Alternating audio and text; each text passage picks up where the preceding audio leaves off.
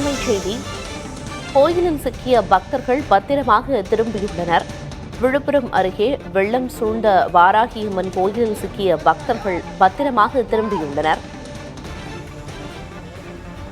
அரசூர் வராகியம்மன் கோயிலை வெள்ளம் சூழ்ந்ததால் 18 பக்தர்கள் வெளியே வர முடியாமல் அங்கேயே தவித்திருந்தனர். நேற்று முதல் 19 பக்தர்களையும் ஹெலிகாப்டர் மூலம் மீட்க நேற்றிரவு முயற்சி மேற்கொள்ளப்பட்டது. இந்நிலையில் வெள்ள நீர் வடிந்ததால் கோயிலுக்குள் சிக்கிய பக்தர்கள் பத்திரமாக வெளியேறியுள்ளனர். விழுப்புரம் அருகே வெள்ளம் சூழ்ந்த வராகியம்மன் கோயிலில் சிக்கிய பக்தர்கள் பத்திரமாக திரும்பியுள்ளனர்.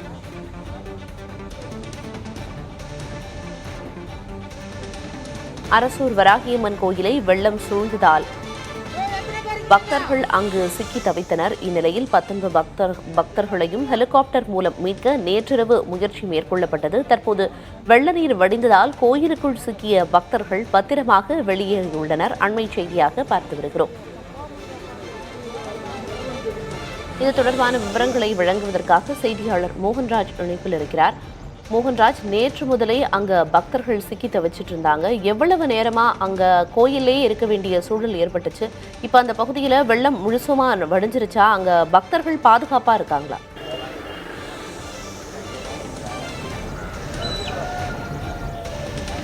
அதாவது நிமிடத்திற்கு நிமிடம் பதட்டம், அதாவது அடுத்து என்ன ஆகுமோ அப்படிங்கிற ஒரு அச்சம். இந்த ஒரு நினைப்புல தான் கோவில்ல, அரசூர் பகுதியில் இருக்க கோயில்ல, வராகியம்மன் கோயில்ல நேற்று காலை 8 மணி முதல் தற்போது வரைக்கும் பக்தர்கள் சிக்கி இருந்தாங்க. பக்தர்கள் அங்கே கடை வைத்து நடத்துபவர்கள் என கிட்டத்தட்ட 19 பேர் சிக்கி இருந்தாங்க. இந்த சூழ்நிலையில அரசூர் பகுதியில வெள்ளம் வடிந்த பிறகு தற்பொழுது அவர்கள் பத்திரமாக இந்த பகுதிக்கு வெளியேறி இருக்காங்க. குறிப்பிட்டு சொல்லணும் அப்படின்னாக்கா, தென்பெண்ணை ஆற்றின் துணை ஆறான மலட்டாறு பகுதியில் ஏற்பட்ட திடீர் வெள்ளம் தான் இந்த பகுதியை, அரசூர் பகுதியை, விழுப்புரம் உளுந்தூர்பேட்டையிலிருந்து சென்னை செல்லக்கூடிய தேசிய நெடுஞ்சாலையை ஒரு தீவாக மாத்திருக்கு அப்படின்னே சொல்லலாம். இந்த பகுதியில் அந்த பாதிப்புகளையும் பாக்குறீங்க. மின்கம்பங்கள், மரங்கள் எல்லாம் சாய்ந்து சாலையும் துண்டிக்கப்பட்டிருக்கக்கூடிய ஒரு சூழல் தான் இந்த பகுதியில் இருக்கு.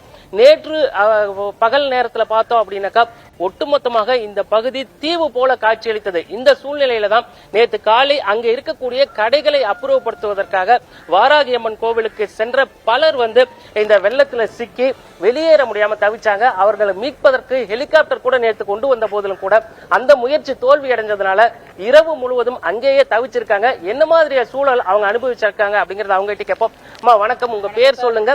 நீங்க எவ்வளவு நேரமா அந்த கோயில்ல இருந்தீங்க? அங்க என்ன பிரச்சனையாச்சு? எத்தனை மணிக்கு போனீங்க? என் பேர் அன்பழகி சார். நாங்க நேற்று காலையில ஒரு 8 மணிக்கு போனோம் சார். நாங்க உள்ளார போகும்போது பார்த்தா தண்ணி கம்மியா தான் சார் வந்துருச்சு. இருக்கிற கடையை சரி வெளியே அப்புறப்படுத்தலாம் அப்படின்னு சொல்லிட்டு நாங்க பாதுகாப்பாக நாங்க கோயில் உள்ள போனோம் சார். கோயில் போன அடுத்த செகண்டே எங்களுக்கு தலைக்கு மீறி தண்ணி போயின்னு இருக்கு சார். எங்களால பாதுகாப்பா வெளியே வர முடியல. இருந்தாலும் எங்களுக்கு உயிர் எந்த நிமிஷத்துல எப்படி போகுமோ அப்படின்றதுனால நாங்க வெளியே போக முடியாத நாங்க அவ்வளவுதான் சார் நினைச்சிட்டோம் சார்.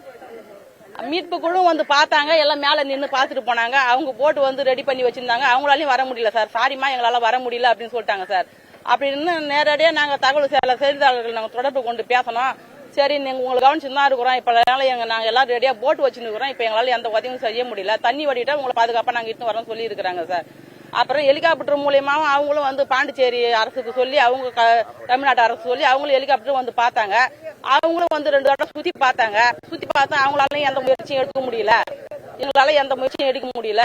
நீங்க பாதுகாப்பா இருங்க, நாங்க காலையில உங்க படகு மூலியமா நாங்க வெளியே கொண்டு வரோம், நீங்க பயப்படாம பாத்திரமா இருங்கன்னு சொல்லியிருந்தாங்க சார். இப்ப பல முயற்சி, இப்ப நீங்க சொன்ன மாதிரி ஹெலிகாப்டர் கொண்டு வந்தாங்க, எல்லாமே பண்ணிருக்காங்க. அந்த முயற்சி எல்லாம் தோல்வி அடைஞ்ச உங்க மனநிலை எப்படி இருக்கு? எங்க மனநிலை ஒவ்வொரு நிமிஷமும் நாங்க உயிருக்கு போராடி தான் சார் இருந்தோம். நாங்க நைட்டு ஃபுல்லா பகலெல்லாம் ஒரு அளவுக்கு தைரியமா இருந்துட்டோம் சார். நைட்டு ஆவா எங்களுக்கு பயம் அதிகமாயி போச்சு சார்.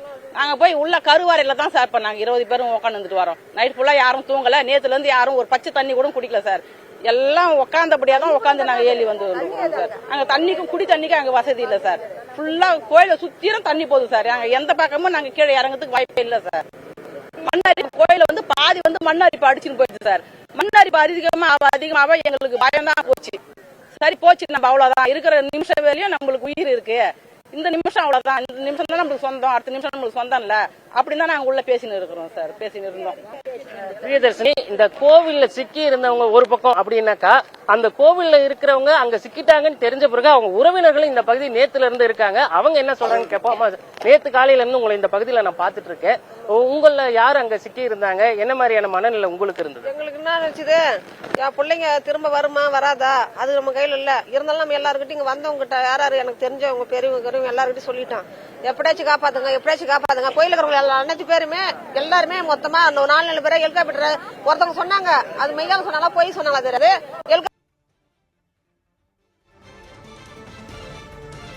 நேத்துல இருந்து கோயில்ல சிக்கின பக்தர்கள் இன்னைக்கு பாதுகாப்பா வெளியேறி இருக்காங்க அப்படிங்கிறது ஒரு ஆறுதலான செய்தி. அவங்களோட மனநிலை எப்படி இருந்தது அப்படிங்கறத அவங்க பேசும்போதே புரிஞ்சுக்க முடிஞ்சது. களத்திலிருந்து விவரங்களை வழங்கியதற்கு நன்றி.